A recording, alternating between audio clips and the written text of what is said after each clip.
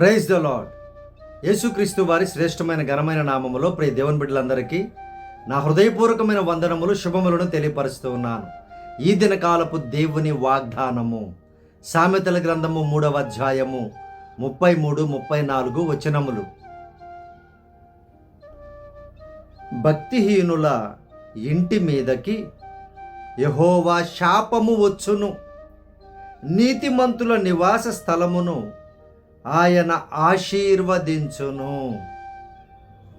అపహాసకులను ఆయన అపహసించును, దీనుని ఎడల ఆయన దయచూపును.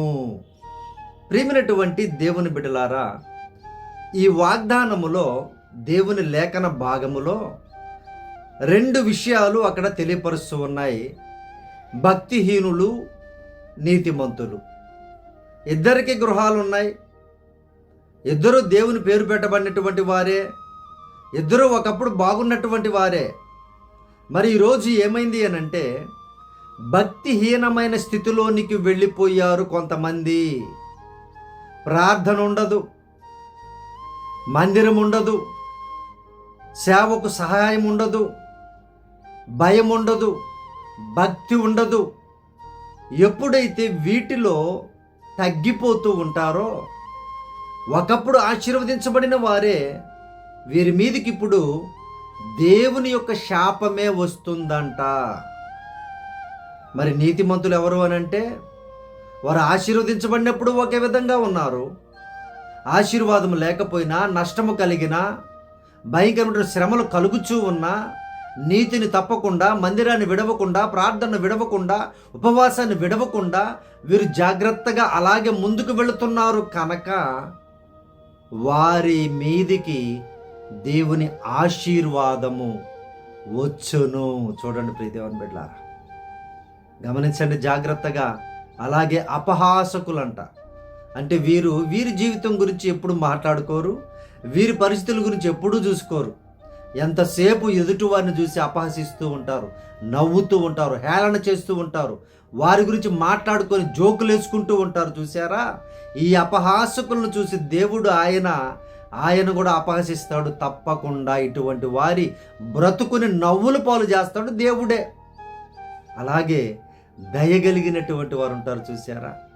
వారిని ఎప్పుడు కూడా దేవుడు తన దయతో కప్పుతూ ఉంటారంట. ఆయన తన దయతో వారిని ఆశీర్వదిస్తారంట ఆయన. మరి ప్రియ దేవుని బిడ్డ, ఈ వాగ్దానం చూస్తున్న నీ జీవితము భక్తిహీనుల లిస్టులో ఉందా? నీతిమంతుల లిస్టులో ఉందా? అపహాసం చేస్తూ ఉన్నావా? లేదంటే దయగలిగి ఉంటూ ఉన్నావా ఇతరుల పట్ల? ఏది చేస్తున్నావో జాగ్రత్తగా గమనించు. నీవు నీతిగా జీవిస్తే నీ మీదికి దేవుని యొక్క ఆశీర్వాదం వస్తుంది. మనుషుల ఆశీర్వాదాలు కాదు. మనుషులు భలే మెచ్చుకుంటారు, భలే ఆశీర్వదిస్తారు, మరి చేస్తారు, కానీ ఇవన్నీ కూడా వ్యర్థమే. ఒకరోజు ఉంటాయి, 2 రోజులు ఉంటాయి, ఇవన్నీ కూడా తర్వాత పోతాయి. కానీ దేవుని ఆశీర్వాదము శాశ్వతమైనది.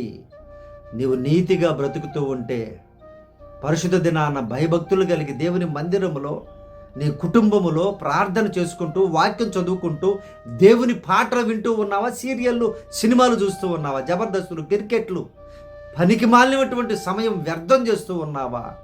జాగ్రత్తగా గమనించు ప్రియా కుటుంబములారా. జాగ్రత్తగా గమనించి ఆశీర్వాదం పొందండి.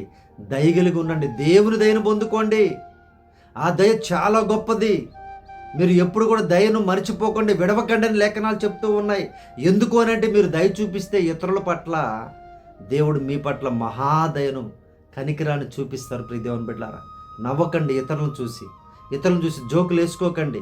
ఇతరుల విషయాలు మాట్లాడుకోకండి. మీ ఇంట్లో, మీ కుటుంబంలో మీ గురించి మీరు మాట్లాడుకోండి. మీ జీవితాల గురించి మీరు మాట్లాడుకోండి. ఇతరుల గురించి నవ్వుకొని మీరు ఎందుకు నవ్వులు పాలవుతారు? ప్రియ దేవుని బిడ్డలారా, అవసరమా అది? ప్రియ దేవుని బిడ్డలారా, ఆలోచించండి. అవన్నీ మానేసి దయగలిగినటువంటి హృదయాన్ని కలిగి ఉండండి. ఇతరుల పట్ల దయ చూపించండి, దయగలిగి ఉండండి. ఎందుకంటే మన దేవుడు దయామయుడాయన, ప్రేమామయుడాయన, కృపామయుడాయన, కరుణామయుడాయన.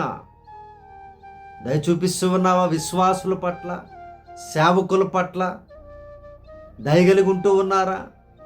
కఠినంగా ఉంటూ ఉన్నారా? ఎలా ఉంటున్నారో జాగ్రత్తగా ఆలోచించండి. సత్య బోధకుల పట్ల దయ చూపిస్తూ ఉన్నారా? వాక్యాన్ని మాత్రమే ప్రకటించేటువంటి సేవకుల పట్ల దయగలిగి ఉంటూ ఉన్నారా, కఠినంగా ఉంటూ ఉన్నారా? ఆలోచించండి ప్రియమైనటువంటి దేవుని బిడ్డలారా. భక్తిహీనత రోజు రోజుకి పెరుగుతూ ఉందా? భక్తి పెరుగుతూ ఉందా? భక్తిహీనత పెరుగుతూ ఉందా? ఆలోచించుకోండి. యెహోవా శాపం వస్తే ఇక ప్రపంచంలో ఎవరు కూడా వారిని సేవ్ చేయలేరు. ఆయన ఆశీర్వాదం వస్తే ఎవ్వరు కూడా ఆపలేరు. ఏది కావాలో జాగ్రత్తగా ఆలోచించండి. పరిశుద్ధ దినాన్ని భయభక్తులు కలిగి దేవుని మందిరంలో వాక్యాన్ని వినాలి, ఆరాధన చేయాలి, సహకరించాలి, ముందుగా వెళ్ళాలి, ముందుగా వెళ్ళి పనులు చేయాలి. అక్కడ మందిరంలో పని, పెళ్లి పనులు అయితే భలే చేస్తారు ముందుగానే 4 రోజులు ముందు వెళ్ళి. ఎంత ఘోరం ప్రియ దేవుని బిడ్డలారా. శాశ్వతమైనవి అవి. ఆలోచించండి జాగ్రత్తగా. దేనికి ముందుండాలో తెలియదు, దేనికి వెనకుండాలో తెలియడం లేదు, దేవుని జ్ఞానాన్ని పొందుకోవాలనే ఆలోచనే లేదు. మరి క్రైస్తవులని పొలోమని వేలకు వేలు క్యూలు గట్టి వెళ్తున్నారు కొన్ని సంఘాలకైతే. బయటకు వస్తే వారు బ్రతుకు చూస్తే దారుణంగా ఉంటుంది.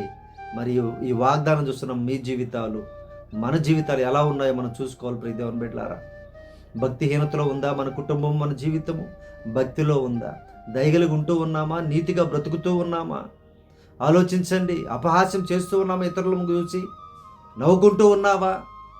లేదంటే బాధపడుతూ ఉన్నావా ఇతరులు చూసి? ప్రార్థిస్తూ ఉన్నావా? కన్నీటి ప్రార్థన. అయ్యో వారి జీవితం ఈ విధంగా అయిపోయిందని, అయ్యో వారి కుటుంబం ఈ రీతిగా అయిపోయింది అని బాధపడుతూ కన్నీళ్లు విడిచి ప్రభుకు ప్రార్థన చేస్తూ ఉంటే నువ్వు దీవించబడతావు. దేవుని దయ నీ మీద ఉంటుంది. ఆయన కృప, ఆయన ఆశీర్వాదం నీ మీద ఉంటుందని వాగ్దానం తెలియపరుస్తుంది ప్రియ దేవుని బిడ్డలారా. ఈ వాగ్దానం మీ జీవితాల్లో నెరవేర్చబడినట్లుగా ప్రార్థన చేస్తాను. మీ కొరకు ప్రార్థనలో ఏకీభవించండి ప్రియ దేవుని బిడ్డలారా. పరిశుద్ధాత్మ దేవా, మా ప్రియ పరలోకపు తండ్రి, ఈ వాగ్దానం చూసినటువంటి బిడ్డలను జ్ఞాపకం చేసుకోమని అడుగుచూ ఉన్నానయ్యా. మీరే సహాయము చేయండి. బిడ్డలు నాయన ప్రభా పరిశుద్ధుడా, భక్తిహీనతలోనికి వెళ్లకుండా కాపాడండి నాయన. వారికి ఉన్న భక్తిని ఇంకా పెంపొందించుకునే కృపను దయచేయండి అయ్యా. భక్తులతో సహవాసాన్ని దయచేయండి నాయన. అయ్యా చక్కగా నాయన కుటుంబంలో ప్రార్థన, వాక్యము, ఆరాధన చేసుకునే కృపను దయచేయండి ప్రభువా. అయ్యా నాయన నీతిమంతులుగా జీవించే కృపను దయచేయండి. మీ ఆశీర్వాదం మీ బిడ్డల మీదకి వచ్చునుగాక అని ప్రార్థిస్తూ ఉన్నాను. అయ్యా అపహాస్యము చేయకుండా బిడ్డలు చక్కగా నాయన ముందుకు వెళ్ళడానికి సహాయము చేయండి. దయగలిగి ఉండడానికి సహాయం చేయండి అయ్యా. అయ్యా వారి హృదయాల్లో దయను పుట్టించండి నాయన. దేవానికి వందనాలు, స్తోత్రాలయ్యా. అలాగే ఈరోజు నాయన జన్మదినం జరుపుకుంటున్న బిడ్డలను దీవించండి, దీర్ఘాయువుతో తృప్తిపరచండి నాయన. అయ్యా పెళ్లి రోజులు జరుపుకుంటున్న కుటుంబాలను, భార్య భర్తలను దీవించండి, గర్భఫలములతో ఆశీర్వదించండి నాయన. ఫలింప చేయండి ప్రభువా. కుటుంబంలో సమాధానము దయచేయండి నాయన. భార్య భర్తల మధ్య సమాధానం దయచేయండి ప్రభువా. దేవా నీవే సహాయం చేసి నాయన గాయపడిన కుటుంబాలను ఆదరించండి. అయ్యా తండ్రి అప్పుల సమస్యలో ఉన్న కుటుంబాలను దర్శించండి నాయన. ఉద్యోగ ప్రయత్నాలు చేస్తున్న బిడ్డలకు మంచి ఉద్యోగాలు దయచేయుదురుగా కానీ ప్రార్థిస్తూ ఉన్నానయ్యా. అయ్యా ప్రయాణాలను దీవించండి, సురక్షితముగా వారి ప్రాంతాలకు చేర్చమని ప్రార్థిస్తూ ఉన్నాను నాయన. అయ్యా నీకు వందనాలు ప్రభువా. పరిశుద్ధాత్మ దేవా మీకు కృతజ్ఞతాస్తుతులు చెల్లిస్తున్నాం నాయన. ఈ దినకాలపు దీవెనతో, ఈ వాగ్దానపు దీవెనలతో చూస్తున్న ప్రతి బిడ్డని సమృద్ధిగా మీ ఆశీర్వాదముతో నింపుదురుగా కానీ ప్రార్థిస్తున్నాను నాయన. దేవా నీకే మహిమ చెల్లించుకొనొచ్చు యేసు ప్రభు వారి పేరిట ప్రార్థించి అడిగి వేడుకొంచున్నాం తండ్రి, ఆమేన్. దేవుని బిడ్డారా, యేసయ్య నామమున మీ అందరికీ వందనములు, శుభములు. మీ ప్రార్థన అవసరతలు మాకు తెలియపరచండి. నేనే తప్పక స్వయంగా ప్రార్థన చేస్తాను. దేవుని బిడ్డారా, దేవుడు కార్యాలు చేస్తారు. అలాగే మన ఆరాధన ఉదయం 8 గంటల నుండి 10 గంటల వరకు జరుగుతుంది లైవ్. మీరు ఎక్కడికి వెళ్ళలేని పరిస్థితిలో ఉంటే, ప్రయాణాల్లో ఉంటే ఈ సత్యమైన వాక్యాన్ని వినండి. వాక్య ప్రకారము గైకొనుచు ఈ లోకంలో జీవించండి. దేవుడు గొప్ప కార్యాలు మీ పట్ల జరిగిస్తారు. ఆయన ఆశీర్వాదం మీ మీదకై సమృద్ధిగా దిగుతుంది ప్రియ దేవుని బిడ్డలారా. దేవుడు మిమ్మల్ని దీవించును గాక. Praise the Lord. God bless you all.